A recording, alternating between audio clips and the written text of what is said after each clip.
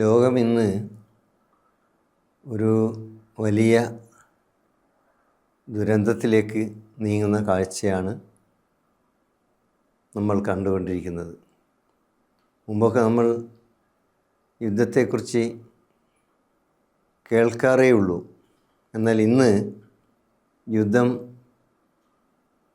കേരളീയർക്കും നേരനുഭവമായി മാറുന്ന ഒരു സന്ദർഭത്തിലൂടെയാണ് കടന്നു പോകുന്നത്. നമ്മുടെ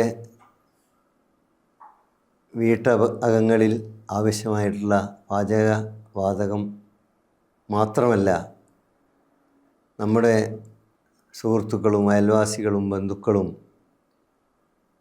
മിക്കവാറും ജോലി ചെയ്യുന്നത് ഗൾഫ് രാജ്യങ്ങളിലും അതുപോലെ തന്നെ ഇസ്രായേൽ ഉൾപ്പെടെയുള്ള മറ്റ് രാജ്യങ്ങളിലും ആണ് എന്നുള്ളത് ഒരു യാഥാർത്ഥ്യമാണ്. അതുകൊണ്ട് തന്നെ ഇപ്പോൾ യുദ്ധം എന്നുള്ളത് നമുക്ക് ഒരു കേട്ടുകേൾവിയുടെ അനുഭവത്തിൽ നിന്ന് വ്യത്യസ്തമായി നേർക്കുനേർ ഓരോ മനുഷ്യനും ഓരോ വ്യക്തിയും ഓരോ വീടും ഇന്ന് ചിന്തിക്കുന്ന ആകുലപ്പെടുന്ന ഒരു അവസ്ഥ സംജാതമായിട്ടുണ്ട്. യഥാർത്ഥത്തിൽ ഈ യുദ്ധം